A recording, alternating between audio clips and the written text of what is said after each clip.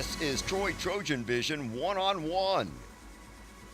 Today's featured guest, Hall Waters Prize-winning novelist Ace Atkins. And now, here's your host, Dr. Kirk Kernott. Well, it's my pleasure to welcome to Troy University Ace Atkins, probably one of the most famous and hardest working crime novelists around today, and I'm a big fan of yours. It's a very special opportunity for us to have you here because you are the recipient of the 2018 Hall Waters Prize, and it's even more special because your father was the football coach at Troy University. So. Absolutely, and I was born in Troy in 1970, so it's nice to come back here and to visit the campus again. A lot of changes from 1970, yeah. Do you have a lot of memories of Troy? You know, I wish I could tell you that I did. My sister actually spent more of her formative years here, but my parents have very fond memories here. As you mentioned, my father was the football coach here. But I moved at a very early age. But it's something that in our family has always been a very special place. Yeah, and in fact, your mom, who is joining us today, you were telling me outside, still has friends that still live in the same neighborhoods. Absolutely. There are some things that are in Troy that don't change at all. There are things that have changed tremendously, like the size of the football stadium and the growth of the campus and everything that seems to expand and get better and better. But some of those old pockets of Troy certainly are still here. Right. Well, for those who may not know, the one time that Troy actually won a national championship was under your father's leadership there. I believe it was 1968. 1968, yeah. And I think today the quarterback of that team is going to be with us. That would be Sim Bird. Yeah. Very deep in our family lore, our family history for sure. I was thinking it was Al Head. Yeah. Was he not? Al was, yeah. He was Al as well. Yeah. Yeah. They were both quarterbacks. Well, in addition to being a famous crime novelist, you sort of first entered the public eye because you too were a football player, and you were on the famous 1993 undefeated Auburn squad. Yes. And you made the cover of Sports Illustrated. I did 25 years ago, which is a little scary to think about and talk about, but yeah, 25 years ago that was. Tell us a little bit about when you found out you were going to be on the cover. What was that like? You know, I remember that distinctly. I was at the senior banquet that they do every year for the graduating football players, and it was in Birmingham at wherever the downtown club or whatever that is. And there's a sports writer, a guy named Richard Scott, who's a good friend of mine, continues to be a good buddy of mine to this day. And I looked out at the table. We were up on a platform and looked out at him, and he held up the shot. It was on the Sports Illustrated, and that's when they released it night after the event. And it was a cool thing, very cool thing. Yeah. You know, I think it's probably less rare than we know, but I think there's sometimes an idea that there's a divide between sports and arts. And I'm kind of curious about, there are a lot of writers who are former football players, and you chose not to play pro, or you gave it up after college. I think pro chose not to. It's a very kind way of putting that. Thank you very much. Yeah, I didn't want the money. I said to shut it. I read an interview where you kind of said after that senior year, you were like, I'm done with football. And I'm just kind of curious why you made that decision. I mean, there were people that, I was not drafted into the NFL, but there were several players that were on that team that decided to go to camp and try to make it in the pros and that kind of thing. But I really had it with football. I was tired of it. I've been doing it my whole life. I very much wanted to be a writer. I was very interested in becoming a novelist. I was very interested in becoming a reporter, to be a journalist, and I was ready to get on with that part of my life. I was never, figuring I was going to be a Howie Long or, a marquee player for the NFL. And so I thought it was time to get started and to take my career very seriously. How old were you when you started writing? I started, I guess you have to define what writing is. I guess, when I attempted to write, when I thought I started writing when I was in high school, when I would start writing fiction. And somewhere I still have, those spiral notebooks that I wrote at that time, but they would be so embarrassing for anybody to look at, very early efforts. But that's what I learned is, that's the thing for students to learn is, things don't come out immediately. You don't get to be a professional writer immediately. It's a craft that you have to work very carefully and very seriously for a very long time. And that's what I did. But yeah, no, back in high school and then more seriously in college. Was it crime fiction back then? Did you always know that was the sort of genre that you were interested in? I did like crime fiction a great deal, and from a very early age, I mean, even going back to, spy books, think about Ian Fleming, but also Hammett and Chandler, Robert B. Parker, Elmore Leonard, and just, the list would grow and grow and grow. And I started, there's a great writer named Gregory MacDonald who wrote these books with this investigative reporter named Fletch. I loved all that stuff, and that's what I was reading in high school. But at the same time, I was reading Hemingway, and I was reading Steinbeck, and I was reading Fitzgerald. I thought it was just fascinating, the Alabama connection with Fitzgerald. So I was reading a little bit of everything, but I think as a writer, eventually I knew that the type of stories that I wanted to tell were under the heading of crime. One of the things we've tried to do with the Hall Waters Prize in the way that we make it distinct, I think, at Troy, is we really try to reward writers who had a distinguished career in all Southern genres. And all Southern genres do not always get the respect they deserve. I remember a few years ago seeing you post something online where the writer can... Sure. You don't mind if I tell the story? No, absolutely not. Where the writer Jeffrey Eugenides posted some sort of dismissive comment about mystery fiction. And I think you went kind of nuclear on that, and rightly so. Well, it's a really silly conceit to say I'm not going to read a particular kind of book because of the subject matter or the heading it falls under. I mean, if you were able to say I'm not going to think that anything that's crime fiction is worthy is just kind of a ridiculous comment to make. And I do feel that many of our best writers, and for many, many years, have been writers that work in the crime genre, starting with Dashiell Hammett, going up to this day to somebody like James Lee Burke. I feel like crime fiction is where we really get to talk about society. We get to talk about all types of issues that are going on in the community. I think the crime writer kind of looks outward, and I think sometimes people that feel that they're, so-called literary fiction often go within. It's all about within, and I like to explore the community. I like to see these ideas. But if you really, take that as a philosophical statement, you could say, well, all Westerns are bad. Just because Westerns are a genre, we can't do that. Then we'd never have Cormac McCarthy. You wouldn't have the great novels, Larry McMurtry. We wouldn't have the great Western fiction. So to limit something simply by a category is ridiculous. It's really based on the skill of the writer and what he does with it, he or she does with it. I know a lot of guys that are our age, my age, a little older than you, that wish they had your life, because you came out of the gate at 27 or 28 with your first novel, and within a few years you were making a living at it. And I mean, that's a very rare thing, and it speaks to your talent. Well, that's very nice, and that's maybe a little bit of a truncated story. It took several years. Even though I was making a living, maybe the question is what kind of living was I was I making at that time? To be really to be honest with you, it's taken quite some time. I've been doing this is coming up on this year is 20 years since I published my first novel, and I wouldn't even tell you what I got paid for those first couple of novels, and it was not something that I did have necessarily great success out of the gate as far as professional success. I think I got some nice critical reviews and that kind of thing, but it has been something over 20 years that has been a stair-stepped effort, and something that I continue to work at and continue to grow, but it does take time. Your first several novels, you've had an interesting sort of evolution, because you started with what in mystery is known as a series, and then you kind of went over to standalones, and now you do 2 series simultaneously. I had actually one time said about 10 years ago, I will never write a series ever again. I've done a series, I'm done with that. I'm only going to be writing books based on true stories, and so you change. Those first books are about a detective who's a professor, named Nick Travers, and I love. See, for me, I thought it'd be exciting to be a professor. See, that's what I thought. I looked at that. I said, I want that life. That was your mistake right there.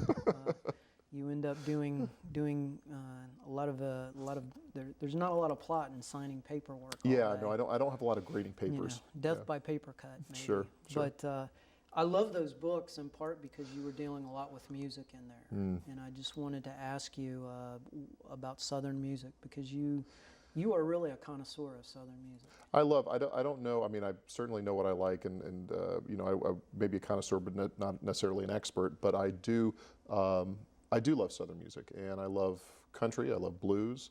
I love the early rock and roll. I love really, one of the biggest gifts that the South has given to the world has been music. Right. And so as a young writer, I was really drawn to some of the great musicians for inspiration in my work. So not only with reading the famous crime writers, I was also very influenced by reading or listening to Robert Johnson, or Muddy Waters, or Howlin' Wolf, and the great blues singers. And I Robert Johnson's like a great poet, and so those were very formative for me as a young man, listening to that music. And so when I started writing, the first thing that I came to, what I really felt, I had been writing really for years, since I was in high school, but the first thing that I gelled, that I said, boy, I may have something here that could be published. I've really got something interesting to say. I've got a story to tell. It was with Nick Travers, and it was really about the combination of those two worlds of writing about, having hard-boiled detective fiction, meeting the world of hard-boiled blues.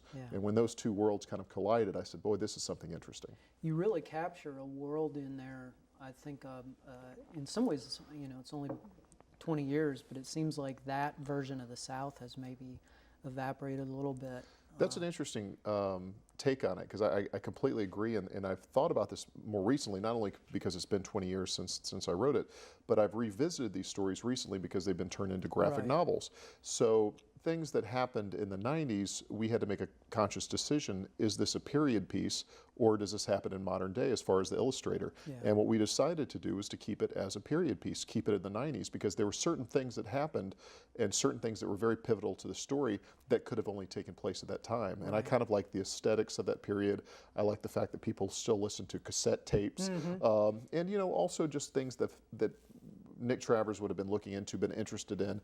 They had to have a more recent connection as far as the time that things had occurred. If nothing else, you have crime fiction where phone booths actually exist. I tell you what, there's so many times where I'll talk to other writers talking about detective fiction and crime fiction, and you'll see a classic noir, or you'll go back and you'll read, Maltese Falcon or something like that, and you realize these would have been much shorter projects just with Google. And so if Google had existed at that time, this would have been like a 3-page story. That's all that would have existed. Well, one of your friends and guy that I know as well, Reed Farrell Coleman, told me one time, he said, the PI novel has really struggled in the age of the internet, because most mysteries can be solved just by a quick check. Absolutely. Yeah, it's hard. And there's also something not that exciting and not that interesting about, the worst thing that you can have is a detective who's sitting in front of a computer keyboard. We don't want to see that. We want to meet with people. We want to explore the community. We want to have somebody,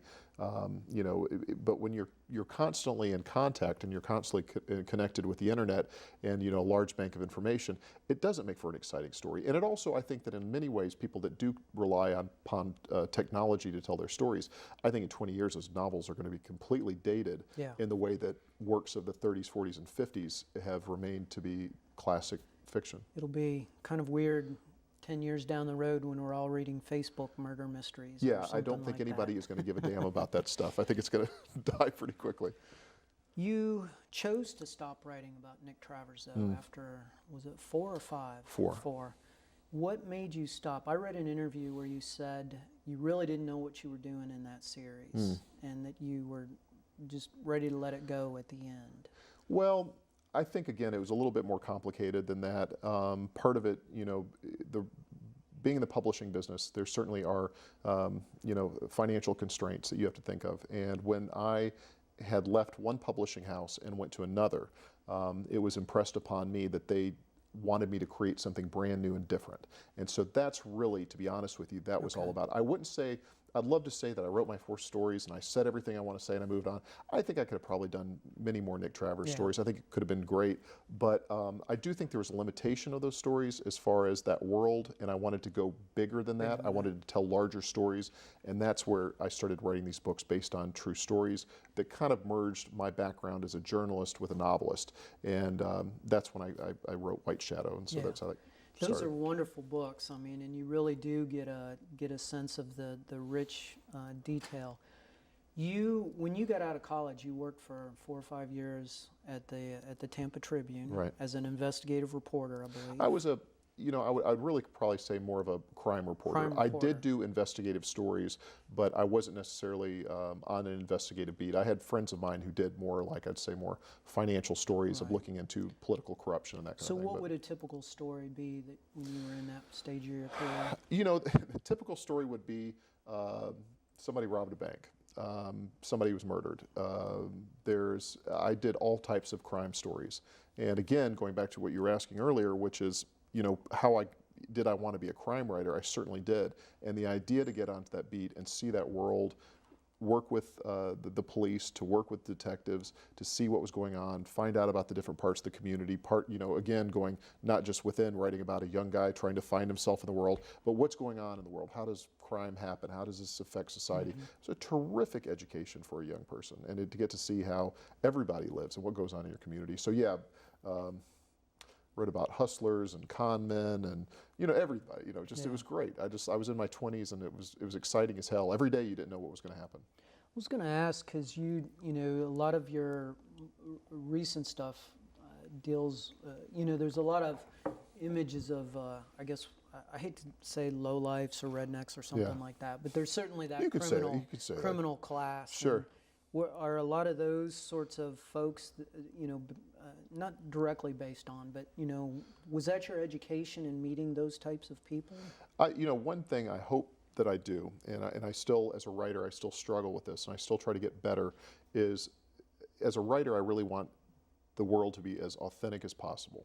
And I think that my failure as an early novelist is that the failures within those books tend to be, they're very stylized, and a lot of the characters are larger than life. There can be, in some ways, I'd even look back at my earlier fiction, I'd say they're kind of caricatures of them, of some of the people, and almost like, I think that's why they work so well for graphic novels. Yeah. But as an older writer, and as somebody, looking at my work, I really try to make sure that people are as authentic as possible. And I do want to make those people seem, or to be drawn exactly like the criminals I met on the crime beat, exactly like people that are street hustlers in Memphis, or drug dealers in North Mississippi, or people that are growing weed, or people that are in the courthouse, or all walks of society. I mean, or it could be I just finished a short story where I have an Ole Miss debutante. It could be anything, but I want to make sure that those people are as authentically drawn as possible. Right. Yeah. Well, you did the, I guess we would call them true crime novels, Yep. in a sense, and you did those for 4 or 5 years. And then you made an interesting return to the series. Sure. And I think you started the Quinn Colson novels at the same time that you started doing the Spencer, or really close together. That's right. That's about the time, I guess, a few years after I said I'd never write a series again. I now write 2. I have to ask, to be under the pressure to produce 2 300-400 page novels Yeah. a year, that's got to take an incredible amount of discipline. It's a full-time job, and I will not complain about it. I'm very happy to do it. I'm very fortunate to do it. I know some writers, some terrific writers that are, go from book to book looking for new publishers. I've had a great relationship with my publisher since, I guess, 2005. And they've been wonderful, and I have, to get to write on 2 books has been a joy. That much said, it is tough. Yeah. And I do have to go to the office every day. And, I think some people have a vision of a novelist that you're kind of, laying around your bathrobe all day, and once the muse starts, hours, and the muse starts working on you, you start kind of, maybe get some work done, and then you go to the bar and you drink and that kind of thing. And not that I don't go to the bar and have a few cocktails, I'd be glad to do that. But it's a job I show up to every day. And often it's a job that I show up to on Saturdays and Sundays. It really never ends. You're always working. When you have to produce a novel for a deadline, do you outline? Do you know where you're going? Do you jump in? Are you a pantser, as they call it in the business, where you fly by the seat of your pants? How do you ensure that you make your deadline? I don't fly necessarily by the seat of my pants. There are places where I try to have a pretty good idea of what that story is before I start writing it. Now, I'm not one of those people that gets, has this formula and this detailed list of what's going to happen, and then I write to that outline. It's mainly just kind of knowing what the story is, and knowing the beginning, the middle, and the end. Right. And the real thing for me, which I really hope to do, and hope to do it well, is I start with the characters. And to me, you hear other writers say this is nothing new, but that is the most important thing, because once I know the characters and I know who's telling the story and I know who those people are, then that outline, then that story takes place. But I don't use the characters as chess pieces that I just move along as the plot dictates. Right. I want to make sure that, to me, the story is interesting. Yeah.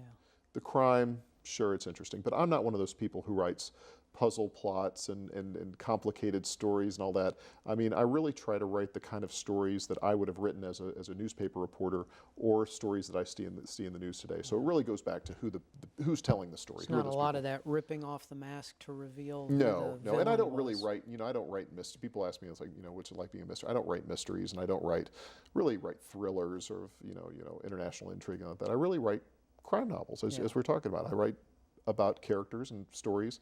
They just happen to have a crime in them. I think there's a misconception about that genre that people assume because they are quote unquote plot driven, that there is a crime, that the characterization is less important. But as you're saying, really characters in crime novels, you live or die on those. It is, and again, the crime itself is really probably the most uninteresting part of my book.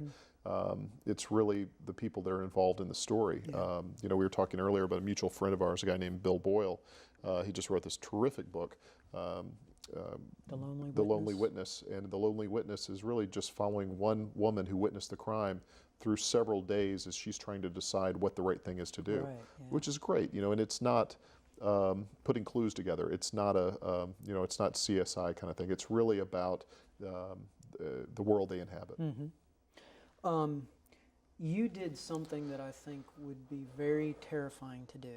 When you, one of the all-time masters of the genre, Robert B. Parker, passed away, and his estate made the decision to continue on. Mm-hmm. At the time, I don't think that happened a lot. It's kind of become more common now. Sure. But you were hired to take over what's called some people call it the Spencer for Hire series. Sure. It's basically the Spencer series. Well, as I joke when I'm on book tour, I go out promoting, I am Spencer for hire. There you go. They hired me to be Spencer, and I am literally Spencer for hire. That character had been around almost 40 years before Robert Parker passed away. How scary was that, taking Well, the character, let's go all the way back. I mean, the character has been around about as long as I have. Yeah, good point. Which occasionally I'll get notes from people and say, you can't do that. That man's 95 years old. He's going to break a hip. You can't. But they don't understand. There's certainly a reimagining and an understanding of that character. It is a character that is very loved. It has a huge fan base. It was a character that was very important to me. It wasn't a job that I just took for the money. It was a job that I took because I really care about that character. Robert B. Parker was a hero to me, and I wanted to do the best job that I could do. At the time, I told people, I said I wasn't so sure, should this be done? That wasn't my decision. I knew it was going to be done. I knew that the family wanted to continue on with this character, and I knew that I was so close to that character, and so that character was so important to me as a young writer that I knew I didn't want anyone else to do it. Right. And so I was fortunate enough to be asked to do Spencer, and then people asked, they said, you get a guy who lives in Mississippi, who was born in Alabama, to write about inner city Boston. Well, how is that going to work? That's one of the fascinating things is you do one book a year that's Southern and one book a year that's very hardcore Northeastern. And do you spend a lot of time in Boston researching? I do, and it's just a joy to go up there. I mean, it's one of the perks of the job is, right now I go on book tour beginning on May 1st. I'm out for a couple weeks. And at that point, then I will be working on the next Spencer book. And so I'll go up and spend, some time in Boston. And then I'll go back towards the end of writing the book and spend some more time in Boston. So I'm up there every few months. And I've gotten to be very close with people that were good friends with Bob Parker. The city has been very good to me because Spencer is their hero. He's the icon. He's as important as the Sox and the Bruins and that kind of thing. And so everyone is very friendly to me. It's a great world. So it's really it's a great gig to have, and I have a lot of fun doing it. The only problem comes in about speaking the two languages, where you're speaking Southern and then you're speaking Northern, Boston. And there's always a part when I'm writing that there's a blending, and I've got people in Southeast saying y'all, and I've got to make sure that I get that stuff out. Your series that takes place in Mississippi, is about a former Army Ranger, Quinn Coulson. And it's set, you kind of created your own crime version of Faulkner's Yoknapatawpha County, Tibaha County. Yeah. And tell us a little bit about that world.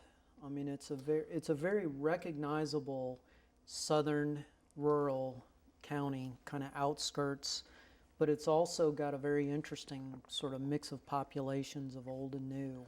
Well, I mean, what you're talking about is what I wanted to do. Of course, influenced by crime writers, blues musicians, but also great Southern writers. And you cannot live in Oxford, Mississippi, unless you are a fan and appreciate, or at least understand William Faulkner. And so I kind of, there were several counties and places that I wanted to write about, and I think that's maybe what Faulkner was doing too, is, you know, he didn't want to identify one place, but I think he wanted to pick and choose the interesting parts of several different regions and places that are in Mississippi. And so I knew I wanted to do a story about a rural county in Mississippi. I knew that I wanted to be very specific about it, which is North Mississippi, which is not the Mississippi Delta, is not the South. And you know, I took that world, and this was about the same time the war was dialing back a little bit in Afghanistan, and you're starting to see soldiers come home. And of course, that's a very old story, very old story. And it's the soldier returning home and finding his world in complete chaos. I mean, this is nothing new. Homer did it a long time ago. And so I wanted to keep it simple. Yeah. That's one of the things I love about that character. And you described him in an interview I read as kind of a High Noon or Shane type Western hero. You know, where those guys are very rooted in their values, and they've seen a lot, but they haven't been corrupted themselves. And I did. I mean, going back to Odysseus, you know, I was thinking about that story, and just to see Quinn coming home and finding everything in chaos when he returns. And there was also a great noir novel called Blue City, written by Ross MacDonald. It was about a guy from World War II, and he came home to find his entire hometown had been overrun with corruption and greed and that kind of thing. And I said, boy, if I could do something like that in the South. And so Quinn is a very stripped down, lean character. He's definitely in the mold of, you know, Clint Eastwood, Gary Cooper type, and he's really almost like the straight man in the series. He's not very complicated. He's very straight ahead, but the people around him, the characters in that world, could get to be pretty wild Southern people. We have time for one more question. Okay. So I'm going to throw it out there. You were one of the first writers I think this phrase was applied to, so I want you to define it for us. All right. The Dirty South. What is the Dirty South? What is the Dirty South? I think the Dirty South, you know, there's a lot of that term that gets thrown around, not just with the Dirty South, but you hear about people writing about grit lit, and you know, and I think what it means is, I think so often in Southern literature, what we see is the Moonlight and Magnolias version of the South, and we see, you know, those stereotypes, and we see the people drinking sweet tea, and or yet, you know, sometimes it could be just so horrific that no one wants to see it. And I think what that represents, going back to something like my late friend Larry Brown used to write about, is to write about the South, warts and all, and to write about it as it, you know, and not to be self-conscious about how dirty it is and how gritty it is, but to write about the good, the bad, and the ugly. And I think that's what we're facing in the South right now, particularly today, and to be as Robert Penn Warren called it, the plain, unvarnished truth. And I think for me, that's what that represents. Excellent. Well, thank you again for coming home to Troy. It's great to be able to spend some time with you and to be able to give you the Hall Waters Prize this year. Well, I'm very honored and very glad to be here.